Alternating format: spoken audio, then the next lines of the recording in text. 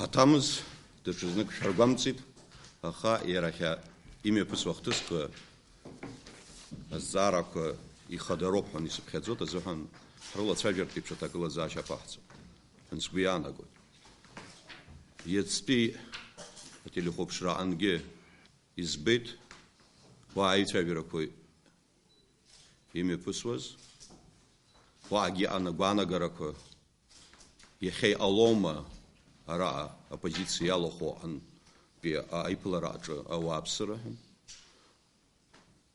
Ецги ехеги ветсги хазалшавюз ан исход яна бузалаги оппозиция гирацва желату аха ван захниан захрацва вертив шата глаза шапахцанза харах позиция кобра еха воюцас халацва вертивш хашпазнирия бартатва вераква ярбан тагыла заашоу еха юхой волцру харт еха хайлыбам караку ирхаркену дешатагыла заашак хмуртувш абарт аззар коицас рулацва фансгуян аяша зухан юмбар залшун ус иqalet абрш ацухтман пиам тазухан я цразу абсути лхубшра ном даном репортаж хасабла изацвё чо ус рухойт ирхару хинкаре хабараги ира оппозициги ихе амаз айцваверко азухола скуяна гойт иqadzamara уйганкхэн иqop яха абсна хинкара ихабы иqop оппозиция ихе хагулу рцаверко зуххо зеге яшан име пахготхан скуянагом ус ацги хөдзом иqop акхаква аха ихгвала харшаб Фитрак амта аштах иҟан уаҩыза ҭагылазаашьа Қырҭтәыла ҳара ҳаизыҟаз аашьақәа раан аишьцәаражәарақәа анцоз ҳаназхаҵамыз аҳәынҭқарра ҳанҳаныԥхьаӡамыз агьырҭ аҳәынҭқаррақәа рҿаԥхьа ацәгьоурак ақырҭцәа ианыҟарҵалак ООН аԥхьа инаргылан аԥхьарақәа ҟарҵон аԥсуа милаҭрахьы аҳәынҭқаррахьы ақырҭцәарахьы аҩганкы ирхарарҵон аҭагылазаашьа ани аԥсацәак аныҟарҵалак ҳара ҳакәын изхарарҵоз усҟан ақырҭцәагьы алахәӡамкәа убри аҭагылазаашьа иеиԥшызшәа збоит иахьагьы есть проблемы, которые очень серьезно сказываются на процессах внутри государственного строительства. Но это еще не означает, что так должно быть.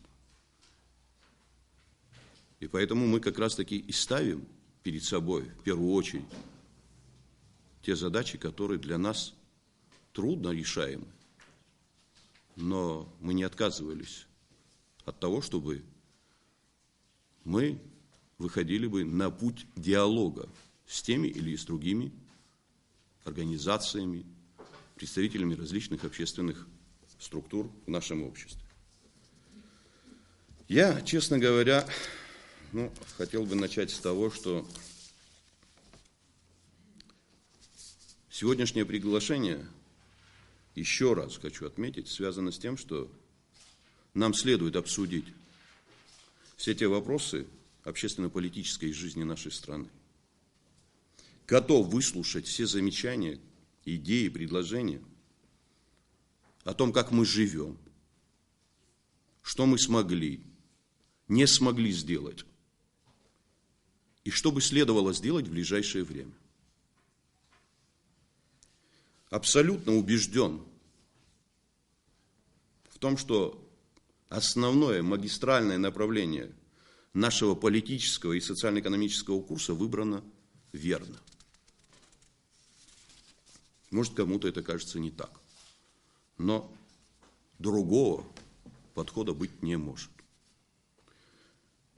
Этот курс, связанный с формированием полноценного производящей экономики, реформами в различных сферах общественной жизни, конституционными преобразованиями и повышением качества госуправления, укреплением финансовой, налоговой дисциплины, выявлением внутренних резервов развития, модернизацией работы правоохранительных органов, военных структур, качественным развитием взаимоотношений с Российской Федерацией и сохранением нацеленности на достижение широкого международного признания.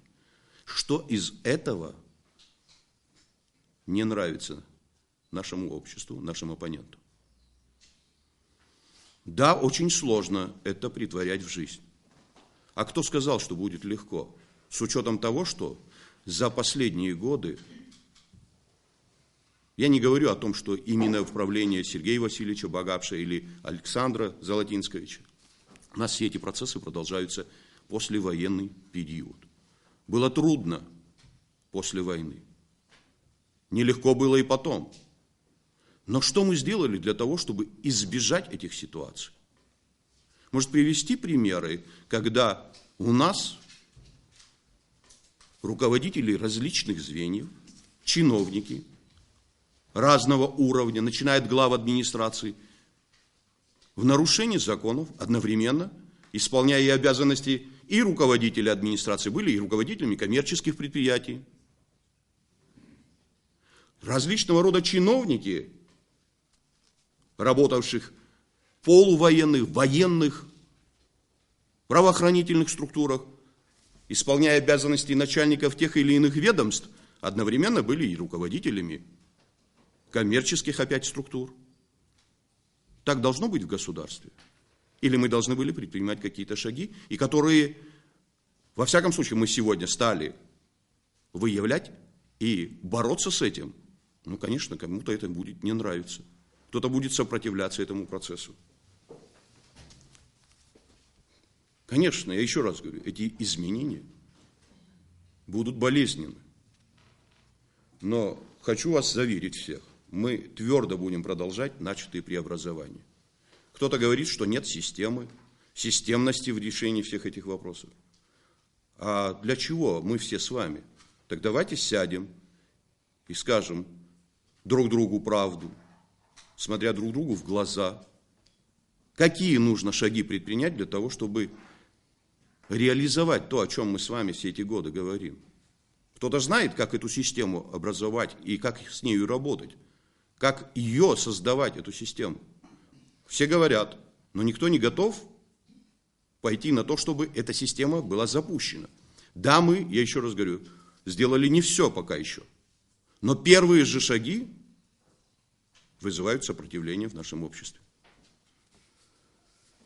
Думаю, что только это направление выведет нас к основной цели – созданию современного, развитого, экономического, самодостаточного, по-настоящему суверенного и международно признанного государства.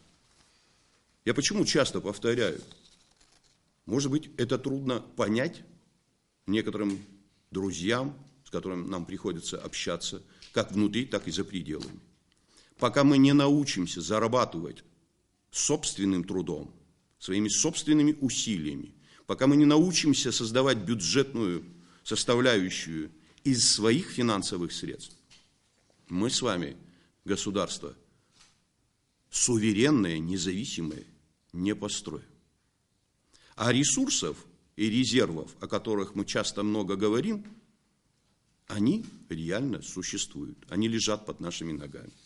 Просто нужно научиться достаточно жестко работать.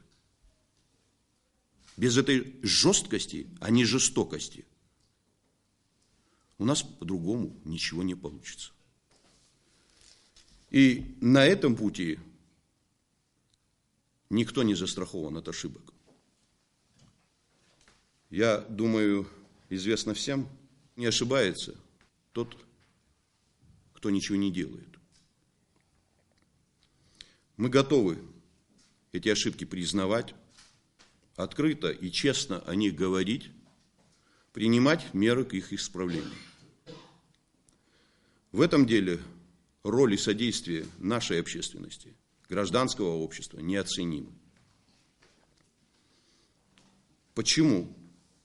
Потому что если вы реально, те, кто видит, то реальное положение дел, если этому процессу не давать ход, открыто об этом не говорить, а не делать так, как это и последнее время. Я только что, когда говорил на абхазском, об этом озвучил. Удивительно, когда называют, что виновата и власть, и оппозиция, потому что, мол, якобы нет диалога.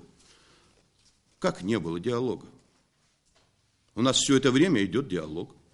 Я пытался говорить со всеми представителями не только оппозиции, и ряда другими представителями политических партий, общественными организациями. Я приглашал их к себе, мы встречались, разговаривали. Буквально за 3 дня до всех этих процессов я разговаривал с одним из тех, кто, во всяком случае, по своему жизненному опыту превосходит тех людей, которые находятся в оппозиции, Нукзаром Нуриевичем Ашуба. И мы говорили открыто об этих проблемах. Но я так понял, что, понимаете, здесь говорят одно в кабинете, а выходят и говорят и мыслят совершенно по-другому уже вне пределов этого кабинета. Я открыто предлагал выйти на создание политического консультативного совета с вовлечением туда всех политических партий, общественных организаций. Но мне в последующем в ответ сказали, здесь сидят представители разных политических партий, но мне потом впоследствии сказали, что, вы знаете, они готовы работать, но только без Хаджимба. Я глава государства, и я обязан работать со всеми спектрами и политических, и общественных структур в нашем обществе.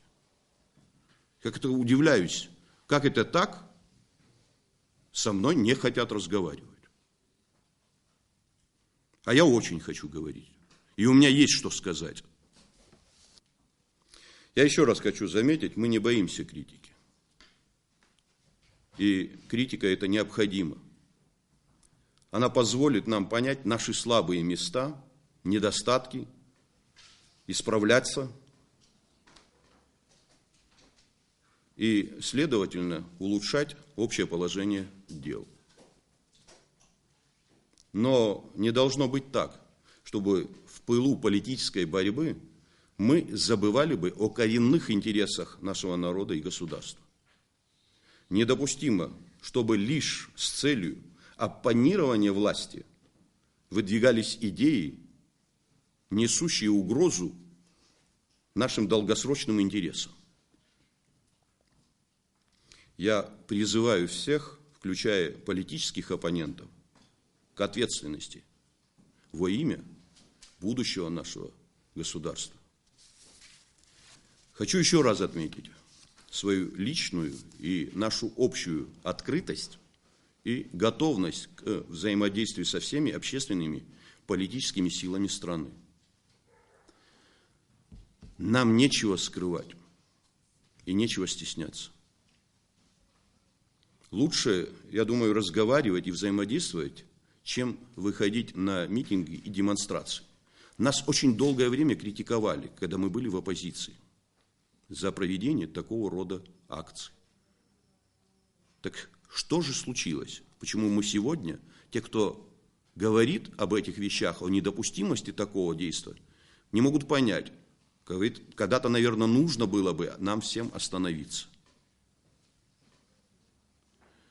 Сегодня Хаджин, завтра будет кто-то другой. И если мы будем продолжать эти процессы, у государства не останется никаких ресурсов для того, чтобы выстоять в этих сложных процессах, которые происходят у нас внутри и вокруг нас. Но, в первую очередь, нам нужно научиться честно говорить друг другу, ради чего вообще идет процесс борьбы за эту власть. Я вчера слышал, я еще раз говорю, вот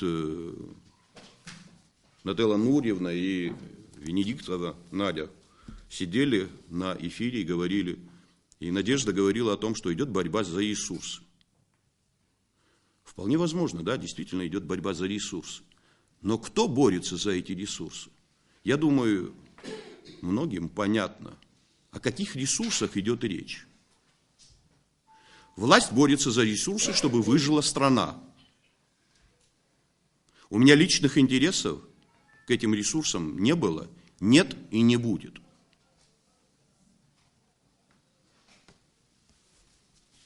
Что касается остальных наших оппонентов, не хочу говорить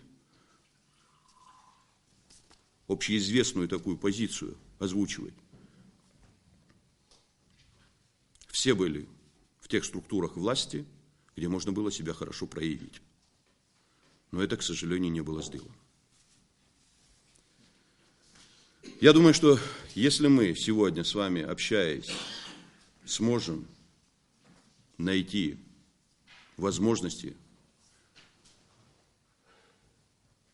продолжения этого диалога с вовлечением всех остальных тоже, то я думаю, что это будет положительной тенденцией. Я думаю, что такое общение возможно и на площадке Общественной палаты. Я неоднократно говорил о своей готовности Наталье Нурьевне. О готовности прийти в Общественную палату по любым вопросам.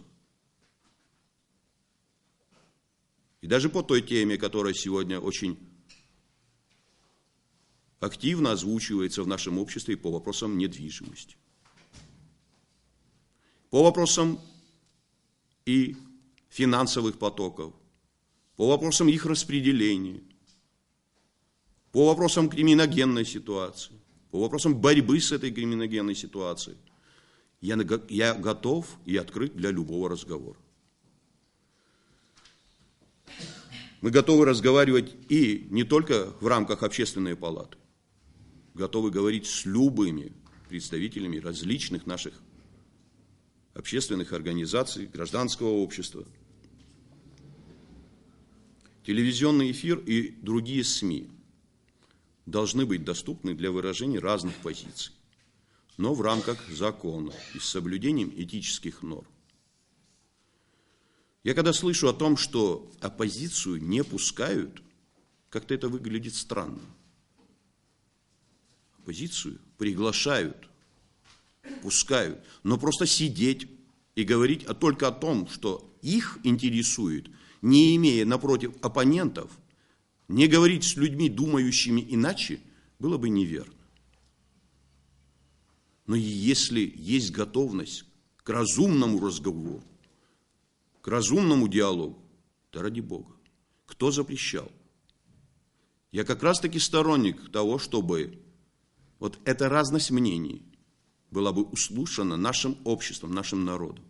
И у народа право выбирать, что лучше для них, а не навязывать свое мнение, не запугивать, не собирать людей под предлогом того, что нашей стране уже вот-вот грозит опасность. Еще раз благодарю вас за то, что приняли приглашение, пришли на эту встречу.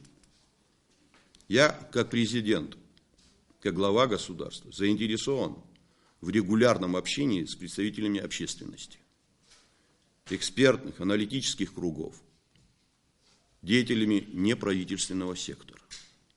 Но и все остальные стороны должны очень объективно относиться к тому, что происходит у нас, без привязки к тем или иным личностям. У нас, к сожалению, я вчера буквально говорил, и сегодня мы утром обсуждали, к сожалению, не всегда мы успеваем работать со СМИ. Не успеваем качественно подавать информацию, которая могла бы совершенно по-другому представлять те процессы, которые происходят у нас здесь внутри. У нас очень плохо, к сожалению, пока еще идет работа с кадрами. Я буквально на днях встречался с достаточно известными и уважаемыми людьми. Мы обсуждали и эту ситуацию. У нас много направлений деятельности, где решить просто перестановками невозможно. Желающих занять те или иные кресла предостаточно. Но эффективность работы от того, что мы просто перестановку произведем, от этого не будет лучше. Идет соответствующий поиск, активный поиск возможностей, которые позволили бы нам совершенно по-другому построить работу по многим направлениям. Я хорошо вижу наши недостатки в правоохранительной системе, в деятельности Генеральной прокуратуры, по многим другим направлениям. Но и наши люди должны же видеть и то положительное, которое имеет место за короткий промежуток времени. Почему все затеняется негативом? Когда мы научимся говорить о том, что и есть у нашей страны, при всех сложностях, которые есть на сегодняшний день, и внутри, и извне, определенные положительные шаги, пусть они будут небольшими, но мы показали пример возможности жить государству самостоятельно, жить за счет собственных средств.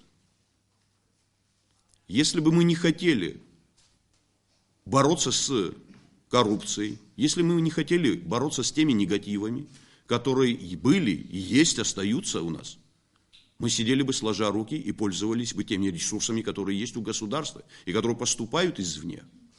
И тогда я бы поделился бы с этими ресурсами, со многими, и, может быть, многие молчали бы как раз таки. А у меня нет желания делиться. Эти ресурсы маленькие.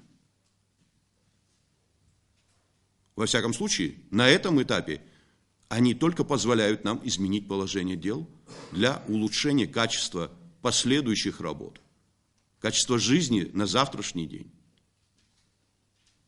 И даю вам слово, не собираюсь в угоду кому-либо разбазаривать эти деньги, разбазаривать возможности нашего государства. И человеческий тот потенциал, который есть у нас, он позволяет нам совершенно по-другому решать эти задачи. Просто перечислю несколько моментов из тех дел, которые сделаны за 9 месяцев, фактически, вот этого года. Разве не показатель того, что в Абхазии меняется ситуация, когда мы почти 500 миллиарда денег собрали? Да, это путем администрирования, налоговой, таможенной дисциплины. Но вчера же этих денег можно было собрать больше при тех ресурсах, которые были в качестве российской финансовой помощи. Сегодня, я еще раз хочу заметить, мы ни одного рубля не получили по линии инвестпрограмм. Но мы собрали эти деньги. А они здесь у нас внутри. Мы ни у кого не просили. Мы откуда-то что-то извне не получили. Это показатель того, что если мы поднапрягемся, создадим условия, у нас будет больше возможностей. Мы в 2015 году впервые доказали всем и себе в первую очередь, что мы можем зарабатывать. И в перспективе мы можем выйти на приемлемый уровень самофинансирования.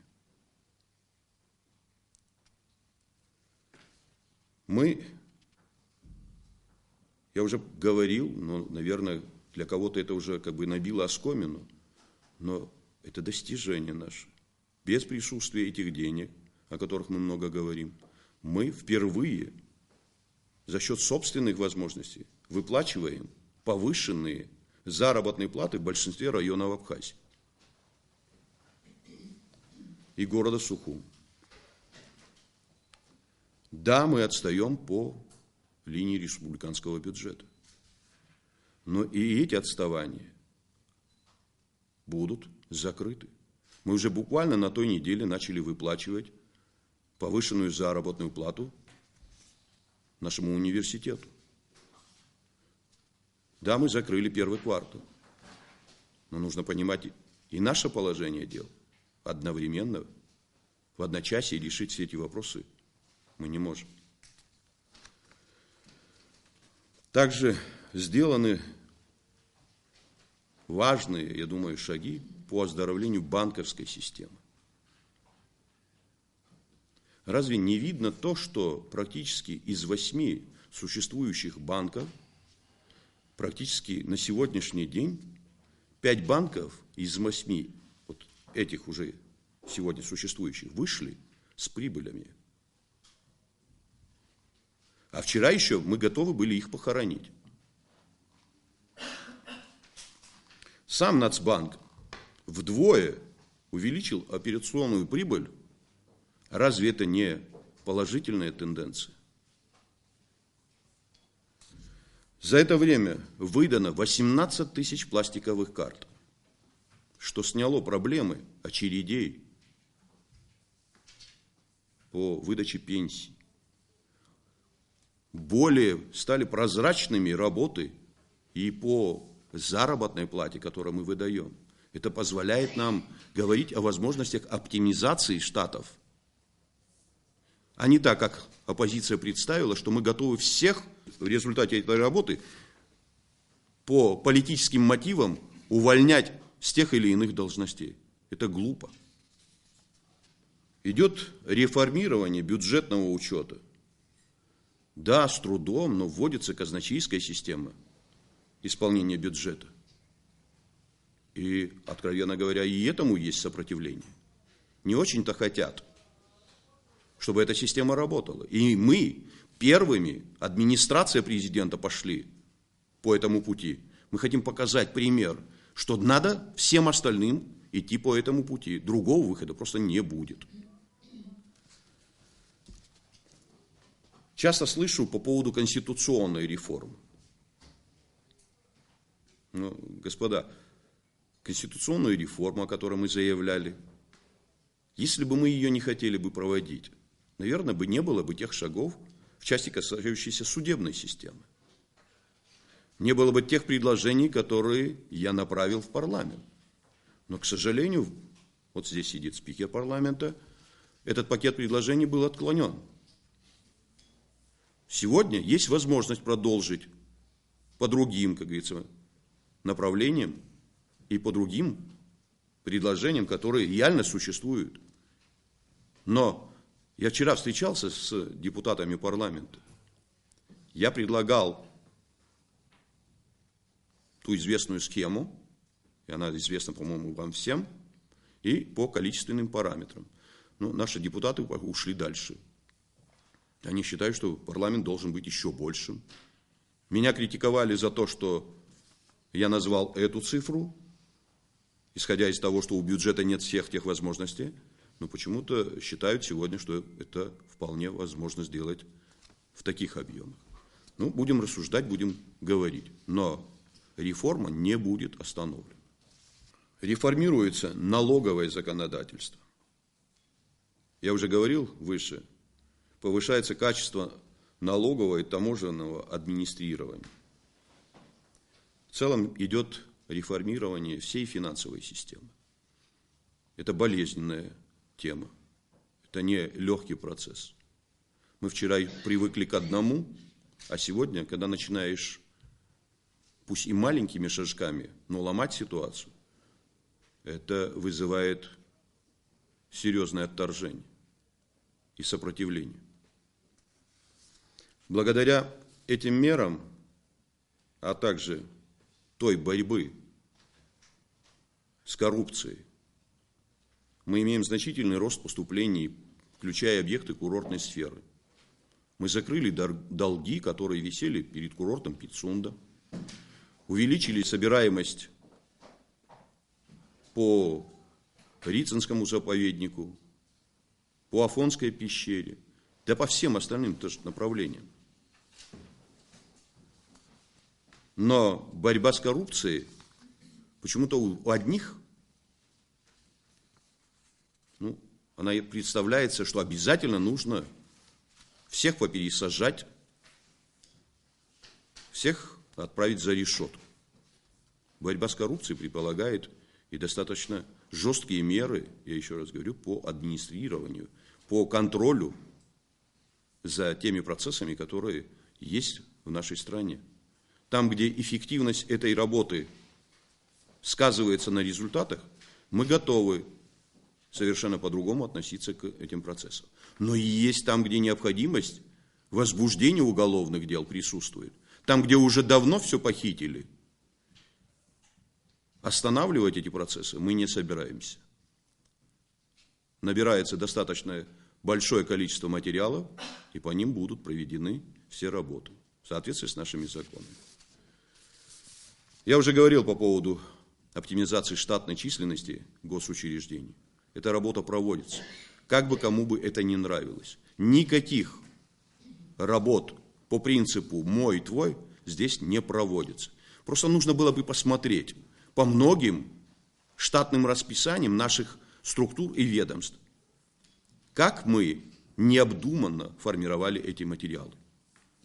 Когда в 3-4 учреждениях один и тот же человек работает, спрашивается, будет ли эффективность работы этого человека достаточной для того, чтобы контролировать все эти работы, хотя бы в своем направлении? Конечно, нет.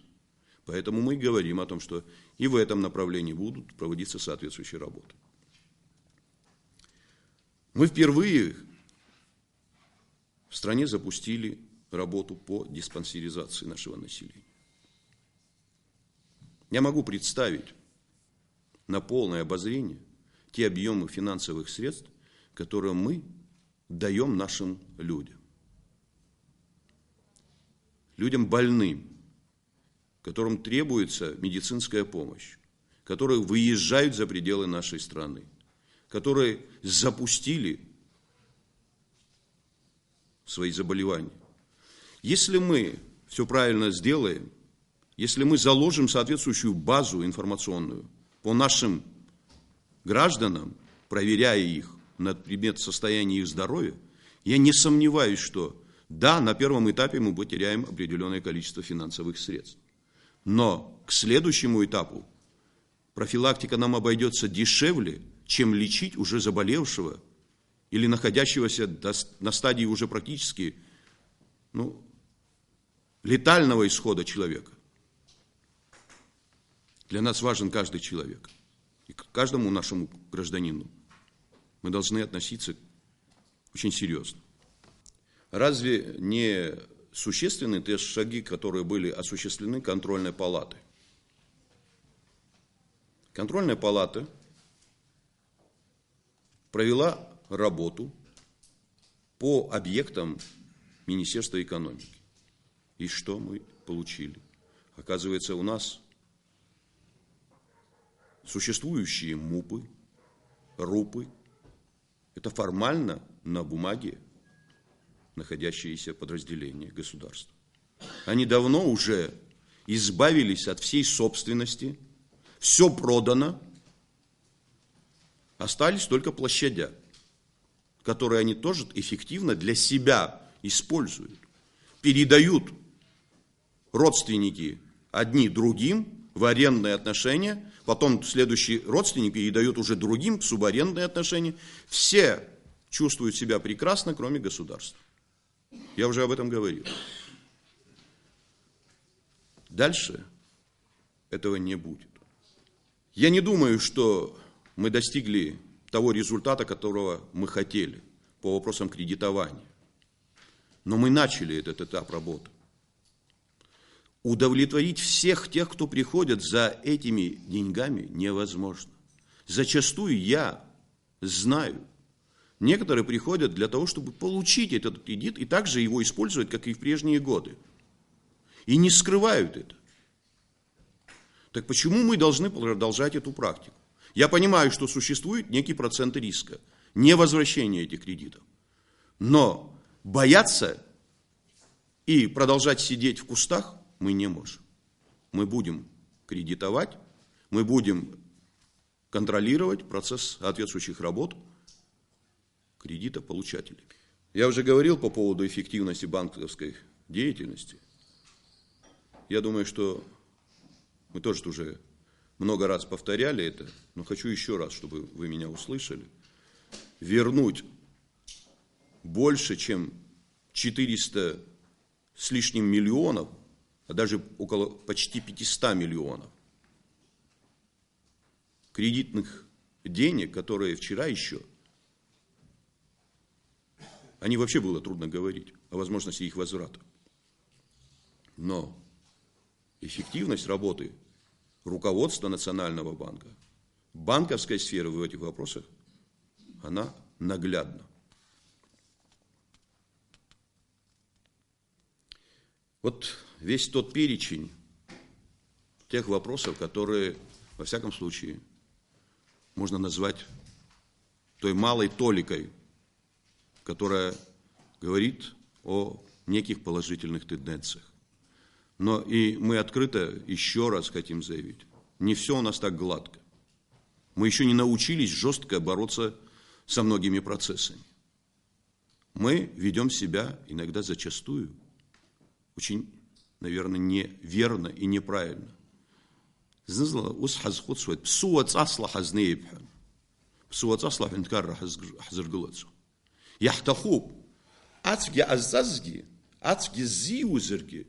Изиузги. И қараны атапху қырырмазырц. Уаргиу яшу, арик дьяшу хварцизухан. Уюза атагыла заша яшадза. Усацну қара хункар зухан илчшадаху. Изхаро, ихаро, атканы ухаро. Яшарыла, яцмну қорта ускорзған. Яртны уртги урыла сажарпипш аздаракоми фугаро. Я надеюсь на то, что вот как раз-таки, если мы пойдем по этому пути, и будет ваша поддержка, будет поддержка всего нашего общества, на то, чтобы мы были все нацелены на открытый разговор, не просто диалог, а на открытый разговор, и называть вещи своими именами, и не продавать свою страну за узкомеркантильные интересы. Когда мне говорят о том, что мы за последнее время испортили отношения с Россией, хотел бы посмотреть на этих господ, которые лучше могли бы эти отношения выстроить. Не представлять свои программы, которые выносятся сейчас на обсуждение, как рецепт завтрашнему нашему состоянию дел, куда-то в сторону. И не требовать за эти так называемые лжерецепты соответствующие суммы денег. И тогда у нас, если мы пойдем по открытому разговору, государство состоится. Диалог возможен с теми, кто слышит, кто хочет изменить ситуацию. А те, кто слышит и делает вид, что все равно я сделаю по-своему, у тех ничего не получится. Говорю с полной ответственностью. Я во власть пришел не ради того, чтобы сидеть в этом кресле, а ради того, чтобы во имя чего мы положили 1000 своих ребят, во имя чего нам приходилось выживать все эти годы. Вот во имя этого я готов пойти на многие условия. Но эти условия диктовать не может только народ, а не отдельно взятые личности. И поэтому мы пойдем на достаточно адекватные шаги, которые позволят сохранить наше государство. Теперь, пожалуйста, будем говорить. Надо будет сегодня весь день. Я готов с вами разговаривать в течение всего дня. Пожалуйста. Я хочу прокомментировать вот то, что вчера мы говорили в прямом эфире, как бы вот насчет того, что пойдет борьба за ресурсы. Имелось в виду и власть как ресурс тоже. А это нормально, в основе всякого политического процесса идет борьба за власть. Мы же понимаем, что оппозиция – это те, кто борется за власть. Так что мы не имели в виду только материальные ресурсы. Я понимаю. Именно власть как ресурс. И И еще, ну, я бы хотела вот свое мнение высказать. Это очень хорошо, что вы с ними встречались, я имею в виду с представителями оппозиции. Но мне кажется, не очень хорошо то, что это было кулуарно. Если бы это было публично, то люди могли бы судить о том, кто прав, а кто не совсем прав, и сделать свои выводы. Вот мне кажется, что имеет смысл такой диалог, который ведется в открытом пространстве. И поэтому я еще раз предлагаю организовать такую встречу вот вас и тех лидеров оппозиции, с кем вы считаете возможным как-то беседовать, у нас в Общественной палате. Мы будем очень горды и рады, если мы сможем создать такую вот площадку. И еще мне немножко жаль, что вот здесь я сегодня не вижу представителей оппозиционных сил, а вижу только тех, кто безусловно как бы поддерживает власть. Здесь много тех, кто, я думаю, что не только просто не поддерживают. Те, которые не поддерживают, может быть, ни тех, ни других, а как бы вне политики. Но хотелось бы, это мое личное мнение, может быть, не все согласны, видеть вот в этом кругу и представителей оппозиции, которые способны разговаривать культурно. Я тоже, когда говорилось о ресурсе, имел в виду как раз таки ту же власть. Но и в контексте вот, ресурсов в нашем обществе зачастую понимаются совершенно другие возможности. Об этом говорила и Надежда вчера, что начинается именно с экономических моментов интересы. Вот что касается вот сегодняшнего разговора. Я, честно говоря, пошел на вот этот разговор, потому что я с теми уже говорил до начала вот этого съезда. И у меня есть готовность разговаривать с ними. Вы правы, мы это говорили вот, в стенах нашего кабинета, но это не было под камерами. Вполне возможно, это мое упущение. Но не сомневаюсь в том, что такие диалоги, такие разговоры возможны. Но я еще раз хочу заметить, ну, не просто нужно слушать, нужно еще быть готовым к диалогу. А просто, понимаете, огульно называть те или иные процессы не полезными, просто людей критиковать за то, что они просто дышат, я думаю, это не совсем верно. Хочу сказать, вот здесь коллеги собрались, присутствуют, что вы нам дали задание год тому назад, и мы в настоящее время ваше задание, мы можем сказать, вот в такой аудитории, сказать, что это задание фактически выполнено. И в этой стратегии, это не мое личное мнение, и не мнение авторов, проведен большой, масштабный, глубокий анализ всего того, что происходило в постсоветское время. И в этой стратегии высвечивается путь, как мы можем выходить из этого кризиса. Общество переживает глубокий системный кризис. Это не за 9 месяцев произошло, о котором вы говорили, Рауль Джункович. Это произошло. Произошло вот в конце прошлого столетия, на стыке, на рубеже 80-х и 90-х годов. В одночасье Абхазия оказалась вне правового поля. И мы тогда не знали, как выходить из этой ситуации. Но мы вышли из нее. Мы выдержали войну. Мы выдержали блокаду. Да и во время блокады мы не так уж голодали. Да. И смысл в этой стратегии, я вот в чем вышел. Кстати говоря, вы где-то опережая, повторили. Стратегия исходит из наших внутренних ресурсов. Тех резервов, которые мы используем очень и очень плохо. А ресурсы есть.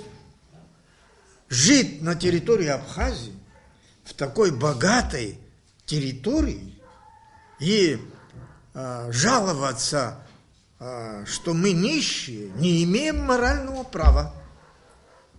Значит, у нас как бы природа сама позаботилась для того, чтобы мы с вами жили хорошо.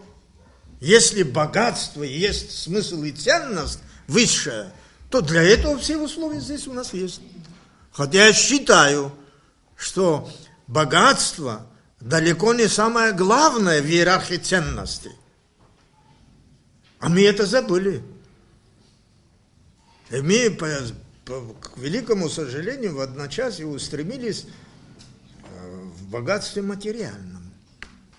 А для Абхаза, как и для всего Кавказа, это честь, высшая ценность. Честь выше самой жизни. Это было совсем недавно.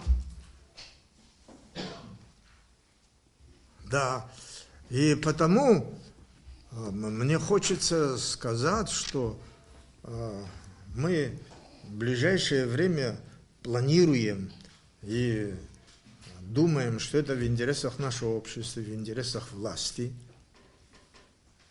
Но стратегию мы пишем на 10 лет, а не на 5 лет. А стратегия предполагает, а потом составление, разработка и выполнение государственных программ развития на 3 года, на 5 лет. Все основы для разработки таких программ, стратегий мы заложили. И потому, конечно, я думаю, что если стратегия будет реализовываться, это как раз является тем критерием, по которому можно оценивать эффективность деятельности власти. Сегодня, к великому сожалению, таких критериев у нас нет. Нет даже таких критериев, по которым можно подбирать людей на государственную службу и увольнять их. И потому это часто вызывает вот такие недоразумения. Они должны быть. И мы это тоже закладываем туда. И причем не свои соображения, повторяю, это то, что наука подсказывает. А менеджерская наука, управленческая наука, то, что подсказывает. Но, слава Богу, это все в мировой практике уже давно используется, только не нами. И, конечно, несмотря на все вот эти трудности, да, нам придется, конечно, выходить на... Все-таки мы исходим из предпосылки, что, несмотря на все вот эти трудности, которые мы пережили все это время, перспектива все-таки есть. Есть потенциал, хотя социальный потенциал, конечно, серьезно понизился, несмотря на то, что есть потенциал. Есть молодые люди, которые могут сегодня честно и профессионально служить интересам нации. Сегодня, особенно когда в мире такие процессы происходят, очень опасные и очень сложные, да, мы не имеем никакого права вести себя так, как будто, знаете, впечатление такое создается часто, как будто в доме остались одни дети. Старших будто в этом доме нет. И дети, естественно, играют в этом доме, они могут все что угодно натворить. А баловаться собою внешний мир нам права не даст. Ну, известно, что никакие реформы безболезненно никогда не проходили. И вообще, можно вообще такой объем работы за 1 год сделать? Конечно, нет. И правильно здесь и сказали, что это борьба некая той власти, которая уже ушла, за те ресурсы, которые она потеряла. Но меня больше всего тревожит, значит, отношение ветеранов друг к другу. Вот здесь сидит представитель АРУА, и Амсахара, значит, здесь, к сожалению, не присутствует. А вот основа вот нашего государства, и вообще мы всегда на защитников Отечества всегда рассчитывали, и они, собственно говоря, и предопределяют, вот, на мой взгляд, вот этот костяк. И мне обидно, и больно, и это удручает, что вот между ними нет согласия. что в корне не должно быть. Я думаю, что вот руководители этих организаций все-таки несут некую ответственность, потому что это непозволительно. Я говорила в моих заявлениях, что в каждом живом ветеране я вижу своего сына, поверьте. А иначе тогда какой смысл? Потому что они должны продолжить то, за что те погибли. Это сейчас не хочется эмоционально говорить, но в этом суть. И мне приятно, что вот эти реформы, которые идут, вот некоторые подробно, вот я по телевизору не слышу. Вот куда именно направлено вот это? Вот, понимаете, люди хотят это слышать. Они, наверное, думают, что они оседают где-то здесь. Ну, я к примеру говорю. И вот, ну, я сейчас еще раз повторюсь, конечно, такие встречи должны быть чаще. И я многое не знала. Я буквально реплику. Что касается финансовых средств, которые поступают в Абхазию, всех эти финансы злополучно интересуют. Куда они деваются? Деваются туда, где есть необходимость закрыть те или иные вот проблемы. Мы не скрываем. Шла речь о повышении заработной платы отдельным категориям бюджетникам, повышении пенсионных возможностей. Я открыто говорю, пока этих финансовых возможностей из России не было. Так мы взяли вот те все наши маленькие возможности, которые мы саккумулировали вот на этом этапе, мы направляем на то, чтобы закрыть и вопросы заработной платы, закрыть вопросы бесперебойного обеспечения пенсиями. Мы видим, что если в прошлых годах были условия, которые позволяли решать и проблемы водоснабжения, энергетики, за счет тех же ресурсов, которые шли из России. Сегодня этих денег нету. А нам же нельзя сидеть и ждать, когда это само по себе произойдет, или все это рухнет. И вопросы водоснабжения, вопросы энергетики, тех же многих и многих проблем, которые стоят перед нашим обществом. Мы должны это закрывать. Но я не сомневаюсь в том, что вот когда мы все эти ресурсы в полном объеме сумеем правильно саккумулировать и правильно направить, конечно, вопросов не будет. Но по каждому, наверное, нам тоже не хватает соответствующей подачи информации, куда правильно, как говорится, делись эти деньги. Как правильно это сделать так, чтобы у людей не возникали бы эти вопросы. Ну, как хазмамат гихаадз, мартзигиласно, абризиги хахцотхан хайтхан, акумзарг лчадан янанха, яйцвагин, дачакала хахцавиалог. Хахачу, я хахенза халсу хачу. Агураф сыргойт, хазхимза зеехау, исзадзон, я ахцазацкис. Избанагзар зегяхрахцазки, я хебра ферсе, хайдпалан хацавиадзома. Политика схулчуава, агунам зарахо, и напузалаги. Ава руалафохо, бзени казтги, русу раазтги. А политика усяла цавиадзома, с рус, а хуханова, ус рой алон. А хаяха, ну, зегяхрахцом.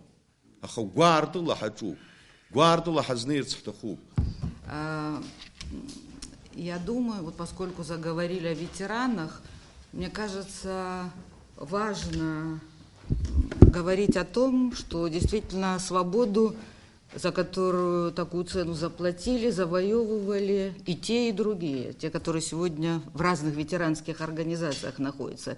И, наверное, все согласятся с тем, что несправедливо было бы сказать, что в одной ветеранской организации сплошь бескорыстные, думающие о благе государства, а в другой как бы другие. И те, и другие, я думаю, там есть разные люди, и большинство это все-таки те, которые болеют за то, чтобы наше государство состоялось. Я думаю, что то, что происходит сейчас, и выступление оппозиции, это достаточно такой обычный политический процесс, и вы, находясь в оппозиции долгие годы, знаете, как часто вас, и несправедливо тоже, обвиняли в том, что ваша критика неконструктивна. То есть любой президент, наверное, будет считать, что критика неконструктивна, что там, перегибают палку и так далее.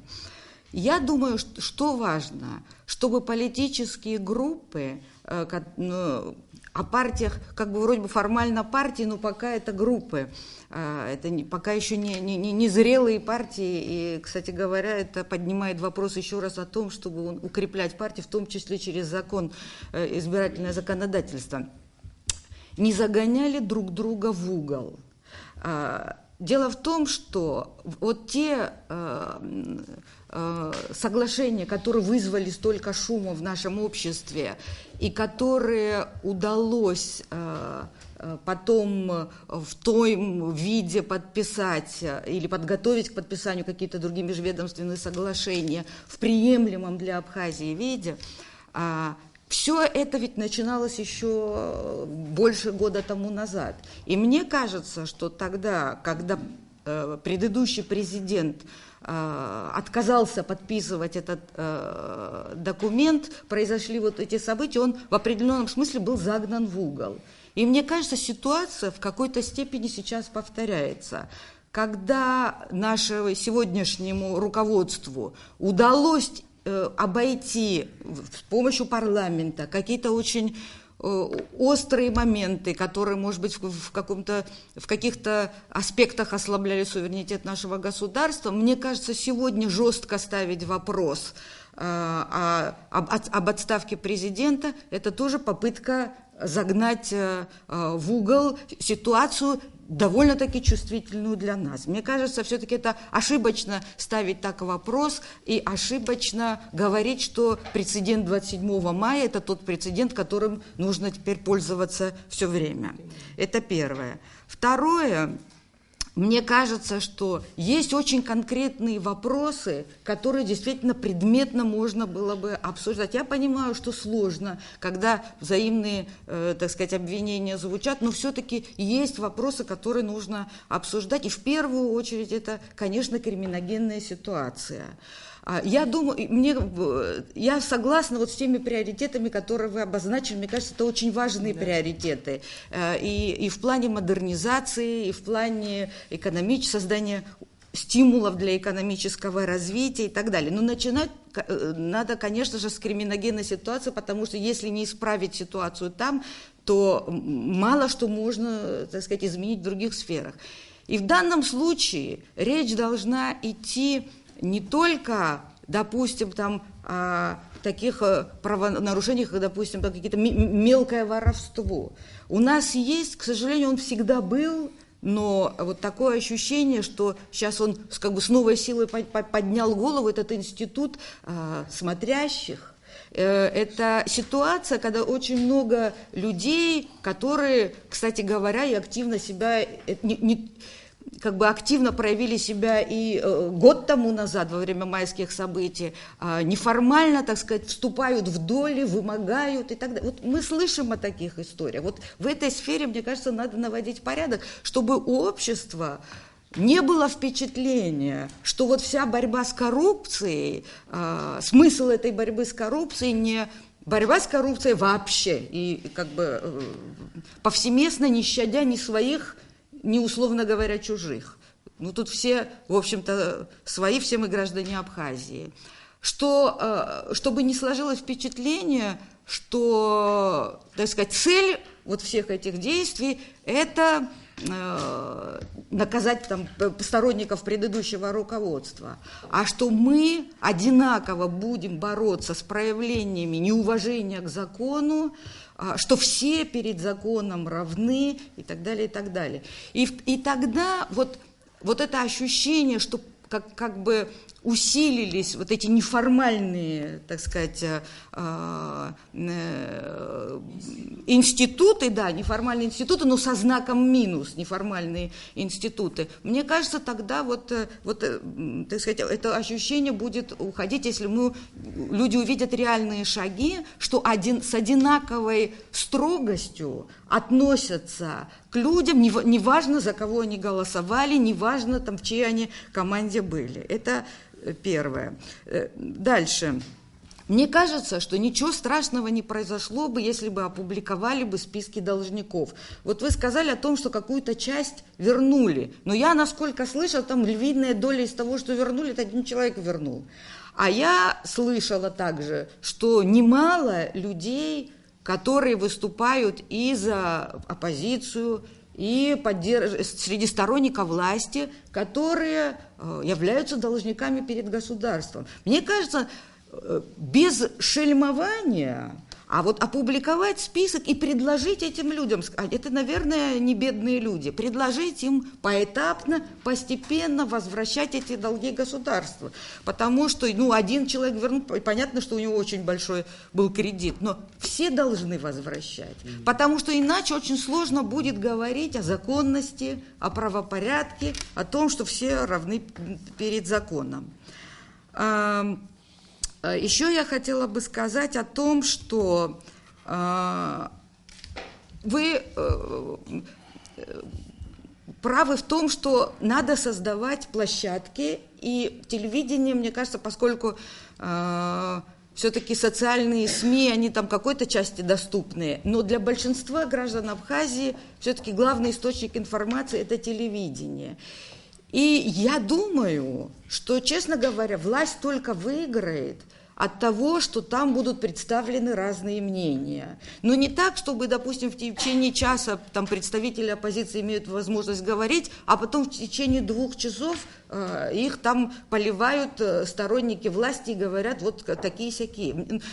Я думаю, даже, кстати говоря, сторонники власти, многие, я прочитала в социальных сетях, критиковали такой подход. Мне кажется, это как бы плохую службу играет. Действительно, у нас не так много экспертов, но можно приглашать, вот даже в тех же социальных сетях, кто-то в экономике, кто-то в юриспруденции, приглашать этих людей, мне кажется, нашему народу вот устали уже как бы просто от обвинений, от каких-то поверхностных суждений, содержательного разговора хотят. Всем вместе, как выходить из сложной ситуации.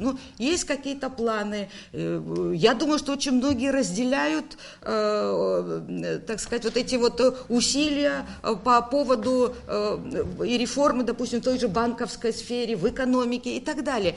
Содержательный разговор, мне кажется, это то, что нужно нашему обществу, где журналисты выступают, кстати говоря, в роли адвоката дьявола не только по отношению к оппозиции, а немножко странно, даже у нас так называемые независимые журналисты в этой роли выступают, в роли адвоката дьявола в принципе, задавая сложные вопросы всем, потому что в нашем общем интересе, чтобы находить наиболее оптимальные ответы на эти вопросы. И последнее, что я хотела сказать, мне кажется, что это хорошая действительно площадка, общественная палата, в которой представлены разные силы. И мне кажется, есть опыт, когда и вы приходили, и довольно сложный разговор там проходил, но тем не менее это был полезный, мне кажется, разговор. Я думаю, что вот то, что сказала Наталья Нуриевна, и встречи отдельные с вами, там, с оппозицией, и совместные встречи.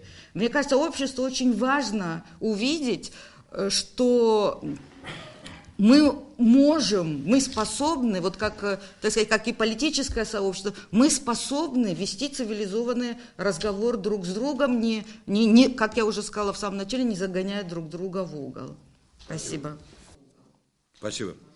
Если можно, вот коротко тоже по этим. Вот в части, касающейся бескорыстно думающих людей. Я думаю, что никто не сомневается, что бескорыстно думающих и работающих, так, как хотелось бы, и во власти не все так к этому подходят. Слава Богу, многие понимают, для чего пришли, зачем нужно работать сегодня таким образом. Но есть, никто не говорит о том, что мы от всех этих категорий людей избавились. Они есть, к сожалению, слабость, я еще раз говорю, нашей правоохранительной системы в том, что начатые дела не доводятся до конца. И когда мы научимся этому процессу, я больше чем уверен, и вопросы кадровой политики, вопросы реализации тех мероприятий, о которых говорил Олег Несторович, тоже, если человек пришел, стал неэффективным, нужно научиться говорить ему о его неэффективности, жестко говорит о том, что он не способен дальше работать на этом, как говорится, поприще. И, пожалуйста, пусть уходит. Что касается криминогенной ситуации, согласен, да, многое, что, к сожалению, у нас произошло за это время. У нас, к сожалению, я еще раз говорю, многие смотрящие больше решают, чем некоторые представители власти. Я поэтому говорил о своей жесткой позиции, о неприемлемости вот этой категории людей. Мы зачастую в пример приводим Грузию, как там, мол, Саакашвили разобрался с ними. Да я не хочу быть ни Саакашвили, ни кем. Я хочу быть главой абхазского государства. И не допустить того, что у нас на сегодняшний день очень глубоко пустило корни. Не должны мы этого допустить. У нас есть свои институты власти, которые способны будут разбираться со всеми этими процессами. Что касается телевидения, его открытости, я наоборот был бы рад. Да, мы зачастую видим, честно говоря, вот когда даже встречаются представители разных политических блоков, там, разных мнений, умение говорить, использовать аргументы, которые бы довели до сознания наших людей правоту одной или другой стороны, к сожалению, не получается. Что у одной, что у другой стороны. Или не хватает соответствующих знаний, или нет соответствующей возможности использовать весь объем тех терминов, которые необходимы для того, чтобы доказать свою правоту. Наверное, это наша как раз-таки и слабость, как одной, так и другой стороны.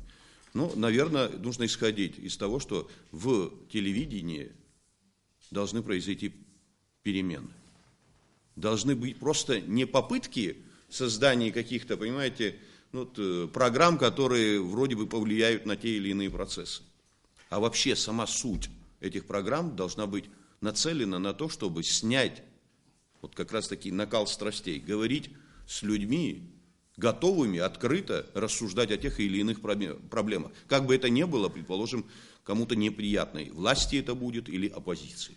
И последнее, что касается Общественной палаты. Мы говорили и открыты, опять я еще раз повторяю, для разговора.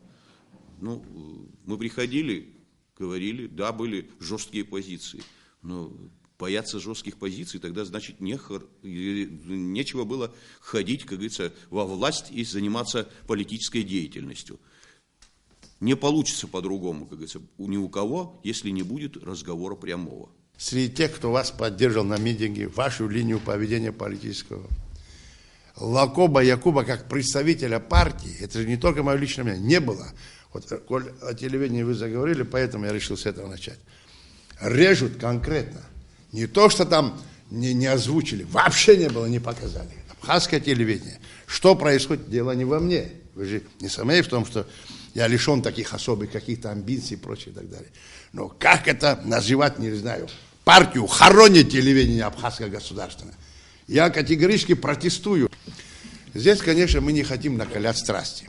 Но, знаете, замерять или увещевать, я считаю, не замерять, не увещевать, не детский сад. Политикой занимаемся. Обнажать нужно. Здесь все сказано, что нужно для того, чтобы обнажать. Принимать, разговаривать, безусловно. А решать будет народ. Но, кстати, с народом тоже работаем не только мы. Вы же это все понимаете. Довели до белой ручки, потом предлагают определенные силы, их проводники в Абхазии, продавать то да сё. И сегодня мы знаем, в условиях так называемой прибрежной лихорадки, братья готовы на перегонки бежать продавать свой дом отцовский, не только на побережье, но и чуть-чуть подальше от берега. Но для некоторых сил Абхазия вся это прибрежная страна. И в горах тоже это берег, понимаете, значит. Конечно, говорить надо. Хотя бы и для того, чтобы больше обнажались мотивы. Мы живем в мире не одни. Уж очень похож почерк по многим признакам. Он один. Если меня спросить, и многих, которые в нашей партии, не только, кстати, считают, что это один почерк. Сезам Сахары разве не был похож на начальную стадию украинского Майдана? Самую начальную стадию. Главное, мотивы. Они выглядят зловеще. И они практически обнажены. Надо их обнажать еще больше. Вот я говорил о ресурсах. Да, во всем мире идет борьба за ресурсы. И прежде всего энергоресурсы. И другие виды ресурсов, природные ресурсы. Не только энерго. И Абхазия не исключение. А государство это, конечно же, не ресурс, как энергоресурс, но это инструмент. И прежде всего инструмент для получения доступа к ресурсам, так сказать. Так что в этом смысле разницы особой большой нет. Вот. Получили государство в руки, легче провести то, что нужно. Ведь сколько раз оппозиция была озвучена. Так привлекательна для нее тема. Они здесь себя уже, так сказать, обнажили конкретно. Нефтедобычи. Просто они стали то мягче, то жестче об этом говорить. Но говорят, слушайте, ввести в гражданский оборот не только и не просто недвижимость, но и главную из них. Земля это тоже недвижимость, но главная из всех видов недвижимости. Для чего? Чтобы на этом обогатиться.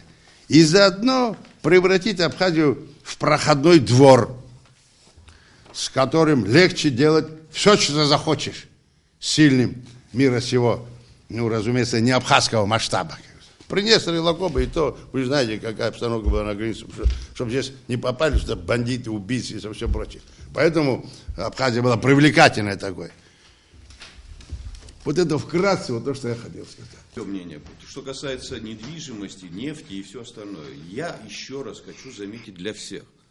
Не стоит этот вопрос на повестке дня таким образом, как некоторые его представляют. Но мы же с вами должны понять, что и проблема нефти, завтра все равно она встанет. Хотим мы этого или не хотим. Но мы должны подойти к этой теме достаточно основательно. Что касается вопросов недвижимости, я тоже вижу многие вопросы, которые совершенно далеко и не так, как хотелось бы, решалось. Мы сегодня, если посмотрим на те объемы сделок, которые были произведены за все эти годы, вы увидите, сколько незаконных шагов было предпринято нашими, как говорится, чиновниками, которые были вовлечены в эти процессы, и они за это получали определенные суммы. Потом тот, кто приобрел незаконно, а он не приобрел-то незаконно, будучи не гражданином Абхазии, начинает выходить на судебные процессы. И нас потом склоняют во всем мире. Мы вот такие-сякие. Так давайте мы решим это, как положено. У меня рецепта нет какого-то готового. Мы с вами как раз таки и вынесли для того, чтобы обсудить эту тему. Как правильно подойти к решению этой темы. Но, что касается некоторых, просто сегодня в одночасье все продать, вплоть до земли, я с этим никогда не соглашусь. И вопрос нефти тоже. Эта тема очень щепетильная. К ним нужно очень аккуратно подходить. Ну, что касается выступлений в эфире, и вас, то, что вырезают, не только вас, и меня вырезают. Если борьба идет за власть, а не за благополучие народа, давайте тогда будем собирать митинги. Народ будем собирать, автобусы мы подтягивать. И это относится и к власти. Я и говорю в адрес власти, и в адрес оппозиции. Мы замучили свой народ. Вообще, давайте простым языком народным объясним им. Вот мы их собираем. Одни хотят к власти прийти, другие хотят власть сохранить. Что это дает народу? Если мы атазшаха ойны тағаны аханы бзир қалит хашахома. Атазша. Аймак тахо, айчак тахо. Хахажлар харазхоцу ханбақау. Абарт зиги қошни чажват экономика халату, а экономики халазом абстазар хазазом хазм да яшшуа, а улица анажлари изгана қаксакха. Юджа хюка хага чамаджума. Я и чахаре ашакатар нас хашпелго. Харт абра гули кич баса сылзырызу. Зухчку тахаз хвик пшука зчизыз. Тахчагна зхатша и аятам зухчку анзы. Абарт зигерз хуцрату хуб азлача зуку общаешься. Рауль Джумкаевич, абра шахча зубас шуит. Абра координационный совет стахан шизызга нас ваш мизизитха. Вот аджи тахам хазр гера партик хаган. Хат вообще харм хузит ва хазиз жумгаз ижхашм хузи. Сара уйги кашижиз жишен баша. Я шхаштаз жишенца.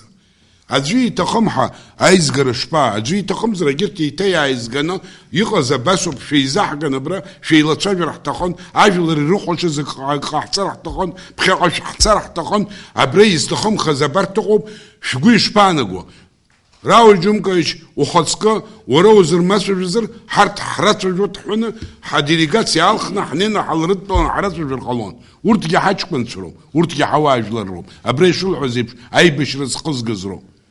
Ари Харт Ажлар Яшев Дохома, Иршани Хажион. Ажлар Жарат Ахцан. Аяша Ахвараха Хуцан, Хажлар Илахги, Хажлар Ичахаргли. Нас усхот ханчажу уртин харало тегио инралы сейчас их уажлар яша на раз шажру абра сылзыр зупил авал гони юкновый псадыказыр дык глана абстазарыз хайрцындык юнт карра дацгичзыр миллион лапар иджаби тацындпазыр харт хазм бега властаган усхуон ну хам тацей А власть она из самша хагижна власть она хайларома. А власть она знаку казру, а усуй и улшос уцит и табу побзираза. Апсуа хазан бегах министр харахтогоб, премьер-министр харахтогоб, президент харахтогоб. Шай бижрайон кхамо пиашуна зигхунткар никацана президент шахта. Джараги хазкылсзом. Сара азгяхшуи смърцац и сърцот хазгуги там сърсгана груп исхо сарарис гана груп ас ажлар гирцхо харгях рцхо абрсха яхтах каззеги аныш яхтот хнапала акутыз шоше пхыциц наход абриоп хазшу шая шуха хайчавя по позиции шарпха хачкан шроп хвиз шроп хаш шроп халайталам way хагу идгазам и хагу казря хашзум Халайтана, ща, хайчавя. Уртге предложение харцар и шитшкал. И шитшкала предложение харцу. Уртархан гюачкон шибзеком, аджик виджик уртге тып корышт. Хайчаш мижи нажла. И рыцхауп хажла. Яшла хайчавя. Рауль Джумкович сара исхарс дахам шевшзуха нагге ицгём сарасгуяна групп исхуаха. Шарт и шел шоқацана брия присяган шутшкалос сарахчик абстазара хчик иснерцета у психичсах вонахопшо а присяган шутшкалос шшчавос дара уграганы саqa ницеге ирлс наих хотха ахуи уси шимрием гиздрон ицеге ехра. Давайте эксперт шоу по эксперт шоу по политик шоу. Еха Бенедиктова и Нателла Нуриевне Бенедиктова лыхзлабих цездром сатамес на тело Нуриевна а щоха и лырка аратажла расщоха. Да, вот Якуба говорит, борьба за ресурсы Хаирху за ней, сейчас она немного отошла от этого. Борьба за ресурсы. Да, идет вот эта борьба тоже, проклятая борьба не за ресурсы, а за должность, чтобы должность получить, то получить, то получить. Всегда мы никогда не говорим друг другу в лицо, мы говорим, какой он хороший. Слушай, когда человек умрет, вот тогда говорите хорошее про него, потому что он больше плохого не сделает.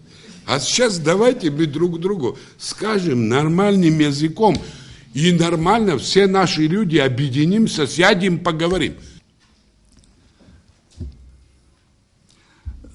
Понимаете, сложно, но надо говорить. Такое впечатление, что народ устал. Вот внутренняя какая-то усталость. Это очень опасно. В нормальном, здоровом обществе, когда вот идут процессы, иногда вызывают какие-то искусственные, такие потрясения, чтобы... Я не вижу, вот усталость какая-то. Внутренняя усталость – это очень опасный феномен. За это время наказывают. А вы не задумывались над тем, что процессы исторические, они исчисляются сотнями лет? А вы не задумывались над тем, что история выносит свой приговор уставшим народам, которые не могут отвечать этим вызовам? Просто этот народ создает, как унавоживает почву, возможность для того, чтобы росли здесь другие совершенно. Вот это усталость. Я думаю, недостаток, вернее, резерв, я бы сказал, очень мало мы работаем с людьми на местах. Ну, без объяснения того, что произошло, очень трудно говорить, но в принципе мы сами нанесли большой вред своему народу. Я имею в виду коренной народ, абхазский. Села опустели. Понимаете? Это вот я слышу очень умные речи, и правильно, люди преданные и так далее. Но ведь база всего абхазского – это село. То при наших расстояниях, при нормальных дорогах через час из центра можно в любой конец. Села опустели. Ведь там все зарождается и там сохраняется. Мы это потеряли.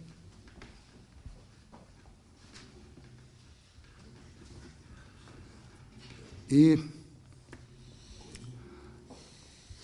я почему сделал акцент на самом, с моей точки зрения, на самом главном, сейчас в это время нужно искать пути разговора со всеми. Надо оживить общество. Ну как это может быть, когда день и ночь реклама показывает, как выращивать ногти, ресницы, танцы. Ну, товарищи, дорогие мои, без уважения к труду ни черта не получится. Где все это? Когда мы об этом будем говорить? Мы, я не говорю вы, когда мы затевали эти реформы, мы должны были знать, а какова степень поддержки в народе и какова эта команда. Понимаете? Боевитость и подготовить этой команды. Это очень серьезное дело. Вы посмотрите в истории, все эти реформы, они очень тяжело идут, я уже не говорю, как они кончаются. Надо с народом работать.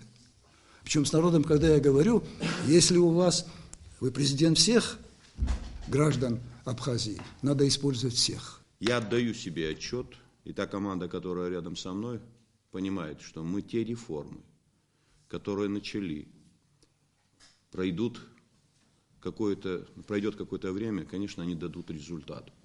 Но сидеть, понимаете, думать о том, как они завтра скажутся, будет ли это сложно восприниматься нашим народом, все, что мы не начнем делать, будет восприниматься в штыки.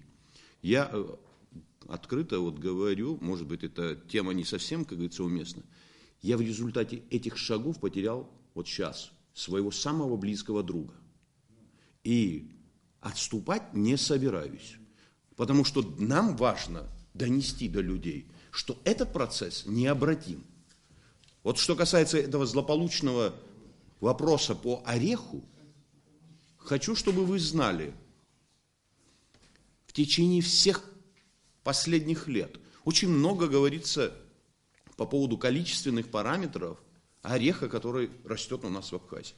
Ни одной статистики, свидетельствующей об этом, нет. У нас нет никакой сельскохозяйственной переписи, которая могла бы сказать, какое количество гектаров земли отведено под орех. У нас нет никаких данных по границе, с какое количество вывезено ореха. Но при этом все разглагольствуют и говорят о своих успехах, о том, что они вот вывезли такое-то количество ореха, вот они собрали такое-то количество ореха. Говорят о том, что грузины наши враги, с ними вообще торговать нельзя. Так, ребята, а не торгуют ли они с ними все эти годы? И что мы получили за все эти годы? Ни одного рубля в виде соответствующих поступлений в казну государства. В прошлом году было вывезено 900 тонн ореха. Сравните ту цифру, которую называют 12-15 тысяч тонн. Грузины сами говорят о том, что с территории Абхазии к ним вывозится порядка 10-12 тысяч тонн ореха. В это же время наши дают цифру 900 тонн. И ни одного рубля мы не получили. За весь год вывезено. Так в этом году за 2 месяца уже вывезено порядка 600 тонн и получили более 15 миллионов, мы уже к 16 подбираемся. Вот если говорить, куда мы деваем эти деньги, мы никуда не собираемся их забирать. Я в своем кармане их не унесу.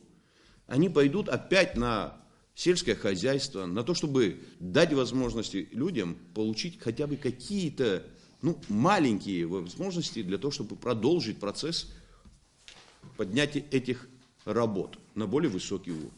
Ничего другого нет. А то, что касается, мы действительно, наверное, до сих пор не осознаем, народ устал. вот и устал от всех тех шагов, которые организовывают, что сама власть и что оппозиция. И когда надрыв этот может произойти, наверное, это трудно предсказать, но мы не должны допустить, вот, чтобы мы пришли к этому моменту. Начну с того, что вольно или невольно все время сравнивают 27 мая и события, которые имели место здесь быть. Недавно, но съезд партии Амцхара. Ничего общего они не имеют, только по форме они схожи, а по содержанию, по мотивам они совершенно разные явления, и поэтому это надо четко разделить. Потому что в одном случае мы имеем, значит, национальные интересы, государственные интересы, в другом случае несколько другое. Вот, интересы отдельных людей. И это надо понимать. Да, значит, это надо понимать. Значит, вообще было бы неплохо, если бы законодательно закрепить, значит, подкуп избирателей. Как я не знаю, это осуществить, но чтобы он был запрещен, и те люди, которые этим занимаются, несли бы соответствующее наказание. Я хорошо знаю и помню, когда это все началось, и кто это начал, и поэтому не хочется произносить имени. Значит, дальше, значит, вот когда мы говорим о том, что с одной стороны народ устал, с другой стороны мы что делали с народом? Вопрос не риторический, потому что недавно на том же съезде, или не знаю, там у кромки поля, женщина выступает и говорит: вот, говорит, раньше мы приходили и нам давали, оказывали помощь, там давали деньги и так далее, и так далее. Уважаемые коллеги, я думаю, что многие из вас видели эти списки, сколько там человек было и поскольку получали. По одной, по две, по три, если даже по 20 тысяч. Люди приходили сюда и получали такую сумму денег. Это что такое? Что президент страны, руководитель страны – это сосед? Как это называется? Это развращение психологическое, моральное и так далее, и так далее. Значит, мы, конечно, я лично тоже вот не хотел это все говорить, но надо же как-то сказать, когда-нибудь это надо сказать. Как это остановить вообще, этот процесс? Вот, поэтому, насколько я сейчас знаю, это прекращено. Люди-то привыкли к этому. Привыкли. А как сейчас вот работать с ними? Проблема? Проблема. Надо решать. Что касается других вещей, которые вы... Конечно, там они приводили аргументированные вещи, говорили, кстати говоря, эти аргументированные вещи не на голом месте. Это недостатки руководства страны, правительства и так далее, и так далее. Почему? Потому что, например, один пример, это очевидный просто. Вы очень долго формировали кабинет министров. Затянули этот процесс на несколько месяцев. Естественно, все сдвинуть с места сразу не получалось у вас. Поэтому это самая главная ваша ошибка, я считаю. И вообще было бы хорошо, чтобы не только президент страны присягал или принимал клятву. Нужно, я думаю, уместно это во многих странах делается, чтобы парламент, члены парламента, депутаты принимали присягу, кабинет министров, чтобы принимал присягу, чтобы чиновники чувствовали свою ответственность. Не знаю, можно, конечно, принять клятву и совершенно по-другому поступить, но все равно многих, я думаю, что приведет в чувство, и они будут помнить, что они приняли присягу, что они служат народу. Они, понимаете, вообще это наша страна. Вижу, что камеры смотрят на меня, но тем не менее скажу, очень мало эффективной работы, дисциплины нет в организациях. Понимаете? Мы превратили страну в какую-то брехаловку сплошную. Куда ни придешь, короче говоря, только о чем не судачат. Кто не виноват? Эти карточки злополучные там, это нужно ли было это нашему народу? То нужно ли было народу? Слушай, когда-то что-то надо начинать делать вообще. Я понимаю, что эти первые шаги не будут трудные, понимаете, не везде будут установлены соответствующие технические средства там, и так далее, но Если не начать, кто будет за нас это делать? За все критикуют, абсолютно не понимая ни за что. И второе. Слушайте, страна, вообще эпоха наша, можно ее, так сказать, характеризовать, эпоха заявлений. Разбираются, не разбираются, понимают, не понимают, заявляют. Коллективные ходиты, организации, кто только заявление делает. Посмотрите прессу.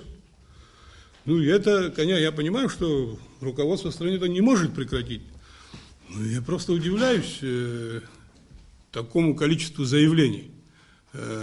3 человека соберутся, партию начинают создавать, и обратно же заявляют. Никакой идеи нет, ну, партию создают.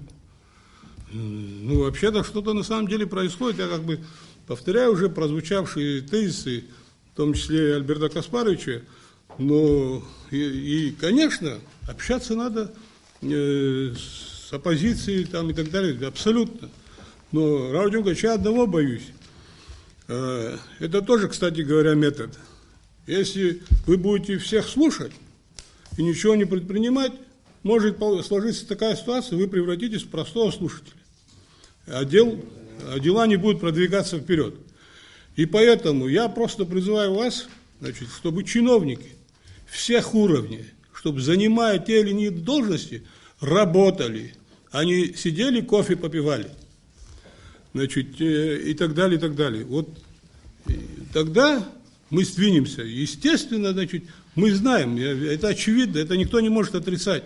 Значит, нет, если бы начали бы совсем по-другому, можно было бы, вот там многие, кто выступал, что унесли свои автомобили служебные и так далее. Мы что, не знаем, что ли? Мы же живем в одной стране, как вы любите иногда говорить, хотя это мне не нравится, но маленькой стране, да? Значит, и все мы знаем. А там они много чего говорят, а на самом деле это служебные машины там, и так далее, с собой-то унесли. Вот. Ну, вы решили, наверное, не разбираться с ними. Но не получается. Наверное, надо, если кому-то надо назвать. Вот. Поэтому общаться, конечно, надо. Вообще надо будет подумать вот, по поводу каких-то комиссий, вот, кого в них включать. Я сейчас не могу о банковской системе или о какой-то другой системе говорить, но есть и люди, которые опытные. Вот, если посмотреть на российский тот же опыт или там зарубежный, они же приглашают в качестве экспертов бывших там президентов. У нас, к сожалению, нет кого там приглашать, но есть же бывшие, так скажем, чиновники, которые знают это дело, да, вот юристы там и так далее, чтобы обсуждали культурно и могли что-то конкретно посоветовать. Хотя обратно же опасение того, что заболтают проблему, конечно, есть, но тем не менее. Поэтому я просто вот что хотел сказать.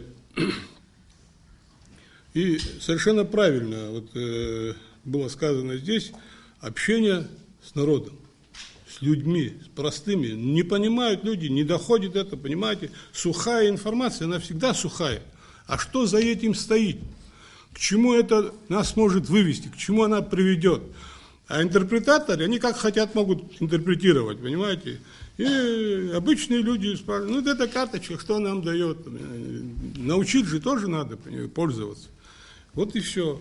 Но это не только карточка, там и другие проблемы. Я вам всем желаю удачи и успехов. Надеюсь, что какой-то результат будет.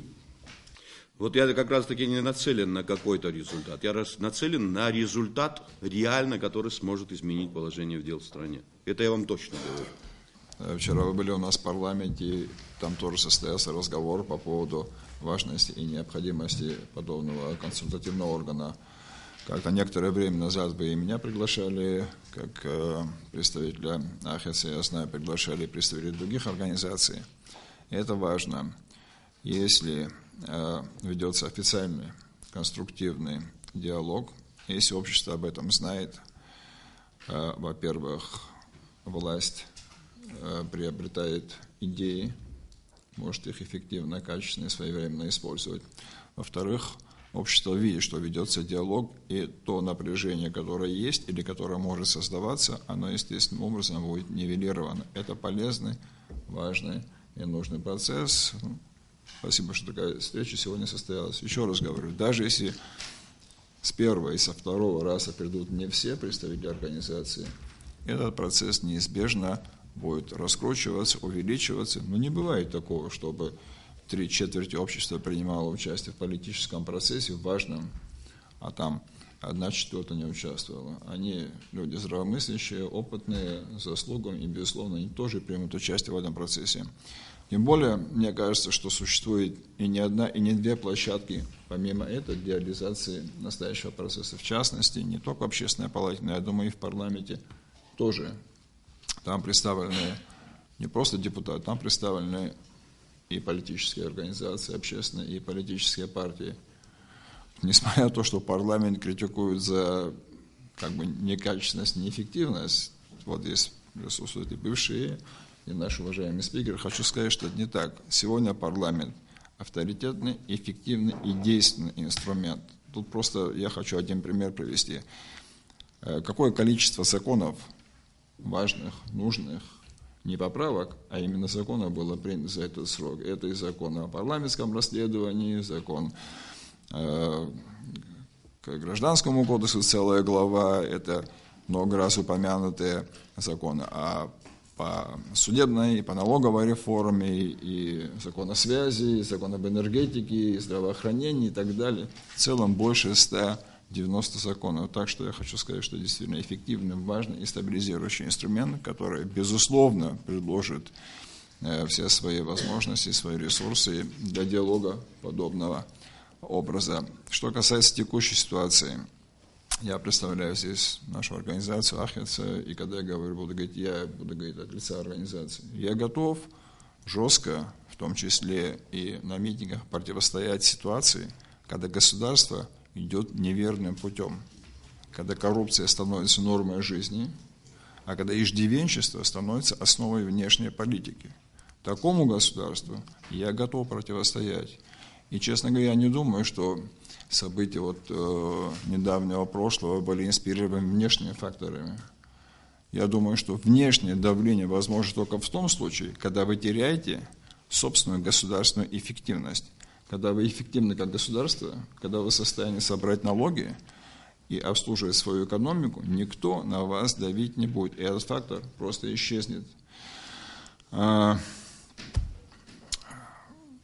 Конечно, я думаю, сегодня не критический момент. Я не могу согласиться с теми, кто сегодня так утверждает. Но я и не могу сказать, что мы сегодня должны быть свободны от критики. Все. В том числе и мы, депутаты парламента, подвергаем и будем подвергать достаточно жесткой критике действующую власть. Здесь много говорилось об информации. Рауль Джумкович, действительно, с этим невозможно не согласиться. Я думаю, вы с этим вполне согласны. То, что мы проводим реформы, это одно. А то, что реформы должны соответствующим образом быть объяснены и преподнесены, это другое. Я готов затянуть пояс, если я понимаю, к чему это ведет, если я понимаю логику и смысл этих реформ. Если я их не понимаю, я буду вам противостоять, что отчасти и бывает. Второй момент – это скорость проведения реформ. Если мы их проводим медленно, они просто теряют смысл. Сегодня быстрый мир. Сегодня мир на кончиках пальцев. Отчасти реформы связаны с налоговой системой, с экономическим законодательством, вообще экономическим блоком. Возможно, мы не так эффективно и быстро проводим и конституционную реформу перераспределения полномочий этой власти. Это, на наш взгляд, надо ускорять, делать более эффективно. Здесь мы готовы выступать с вами вместе.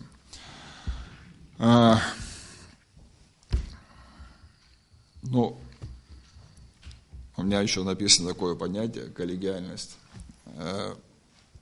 Я знаю, действующая власть открыта, мы это видим, признаем, приветствуем, но нам бы казалось, что какие-то важные решения, отчасти судьбоносные, в том числе и те, которые вы сегодня перечисляли, могли бы на стадии разработки приниматься или обсуждаться коллегиально экспертным сообществом, депутатами парламента, официальными структурами, которые занимаются разработкой концепции.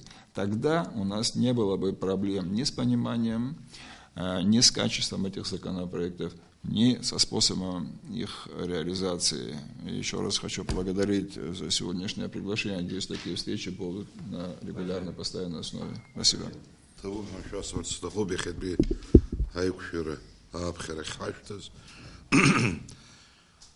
Наша политика тагылазаща хочет хентхлеб ханткара инцха их оппозиция хатарных шепнего сирту ханткара хада айф чавжера диалогу захазам хунубреконт мадзаквак сфарцгиста хуб сергим абри рауджинга па алхра консоз ярейцала хара их оппозиция алхо абсыра бижуга югорган засара хатасрук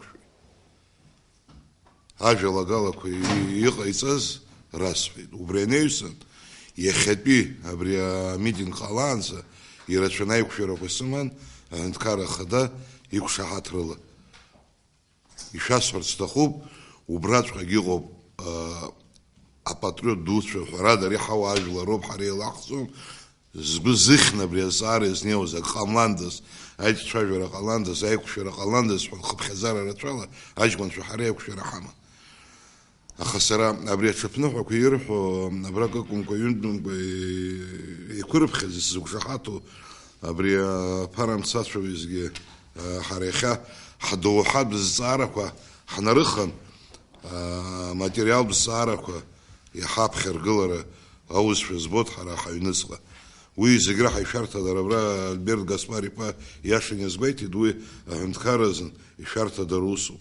Ҳаԥхьаҟа ҳара ҳмеицәажәар ҟалаӡом, ҳмеидтәалар ҟалаӡом, абра ицәажәоз зегьы азгәашәҭеит, ари ҳмилаҭоуп, аха абри акритика мцацәагьы ҳәаак амазар акәӡами? Абри акритика унҭыҳәҳәан ауаҩы иаҳаҭыр аларҟәра, уи аӡәгьы имаӡам азин. Уи данахыс акритика аҳәаа данахыс, уи значит ихәҭоу дақәыршәатәуп. Ҳара ҳҳәынҭқарра адунеи ахьынӡаназаазо иазхазо ҳәынҭқарроуп. Ҳара ҳаҩныҵҟа ус хәыҷқәак ҳамазаргьы, ҳара ҭаацәашәала ҳаидтәалан иҳаӡбароуп. Амыждаразы ари цәырҵыз, аԥсуаа ҳҟьантазда ҳаилнахит. Аԥсуаа абас аицәажәара абри ҳара ҳцәажәоит, ҳабацәа, урҭ рабацәа, ҳдоуҳатә зҵаарақәа, ҳаԥсуа қьабз, зныкыр иҟалахьазма, са исыздырам, ҭоурыхла иҳабацәа шәҟәыԥ Олег Нестор-иԥа абас ҿаартыла, уаҩыс ишимбац аҳәынҵәа иқәҭәара ыҟазма абри ажәытәан ҭоурыхла.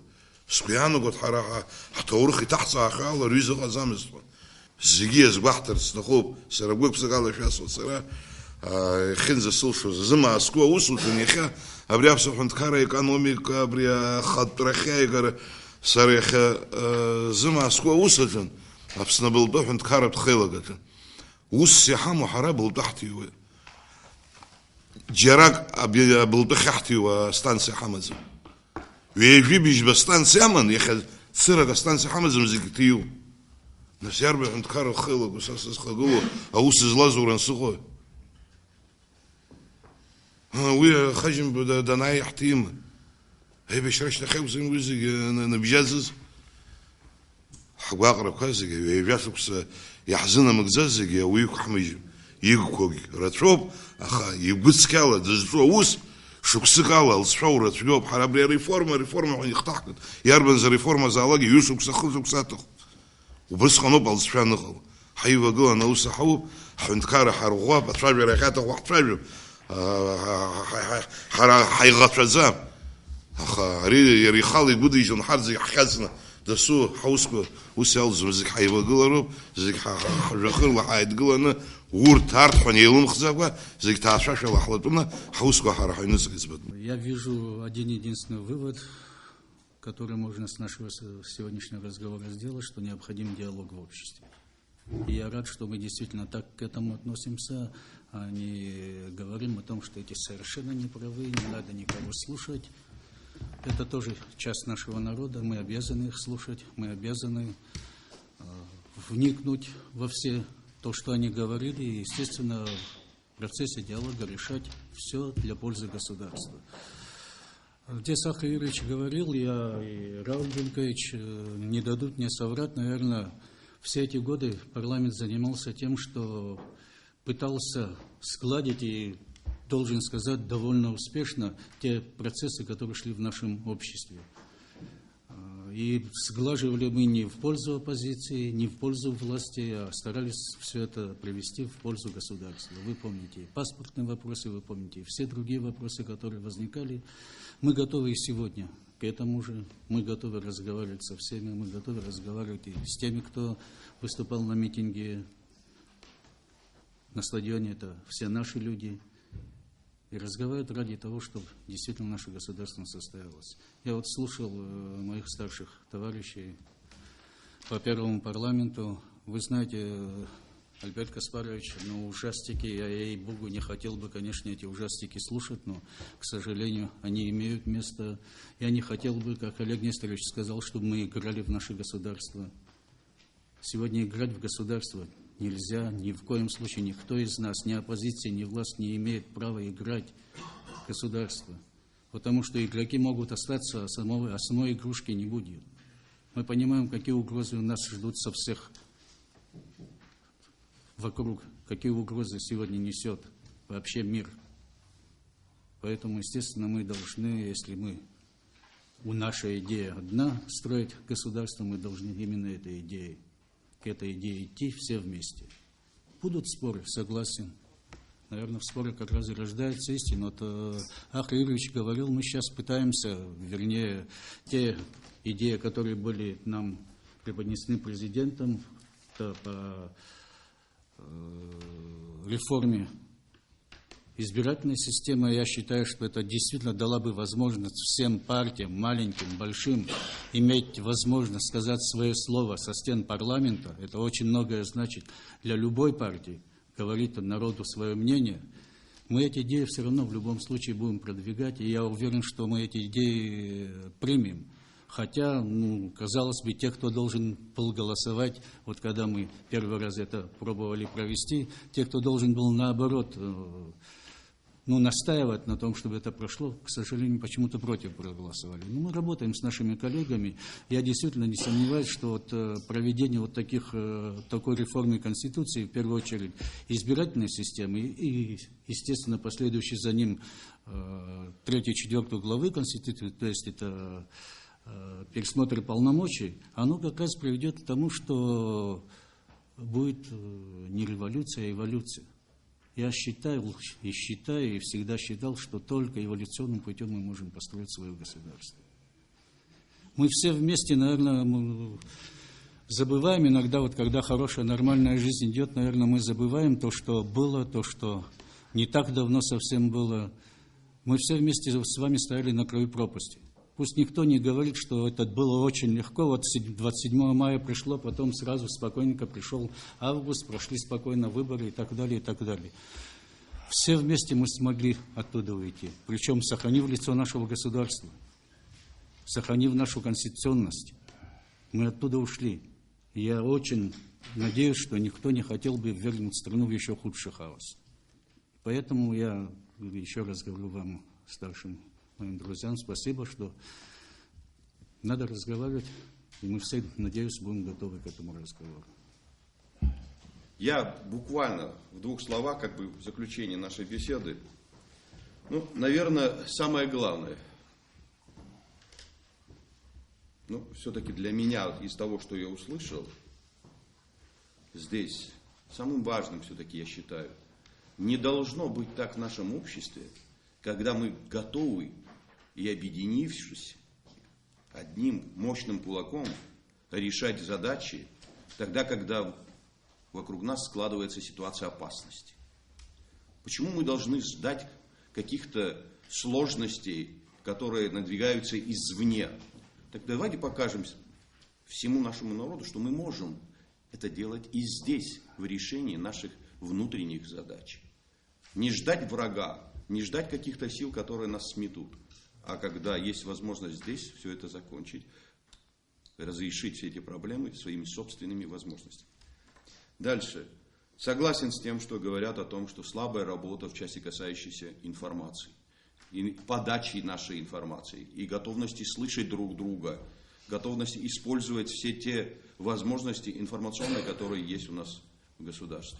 Мы, еще раз хочу громогласно заявить всем, открыты для разговора, мы готовы предоставлять эфир телевизионный для тех, у кого есть готовность говорить открыто о проблемах. Но не заниматься, понимаете, охаиванием друг друга, говорить корректно, создавать условия для диалога, для разговора. Пусть он будет жестким спором, но этот спор может и приведет нас к истине. Согласен с тем, что вы говорите о слабой работе на местах. Действительно, не все мы успеваем. Не дошли до всех тех работ, которые нужно было бы провести, для того, чтобы вы понимали бы, что мы делаем, куда мы стремимся. Но и это мы тоже учтем, мы будем работать над предметом того, чтобы наши усилия были бы нацелены на то, чтобы везде, там, где есть возможность нас услышать, мы это сделаем.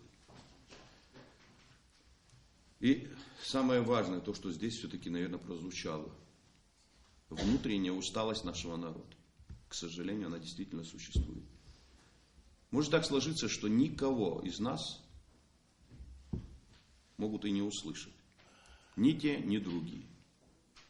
И поэтому сделать нужно все для того, чтобы вот эту усталость генерировать совершенно в другую ситуацию. В готовность защитить свою страну, создать условия для того, чтобы экономика, политика стали совершенно другими для нашего народа. И важным считаю создание экспертных площадок. У нас, слава Богу, хватает людей, но надо предоставить возможности разговора, диалога и в этих направлениях.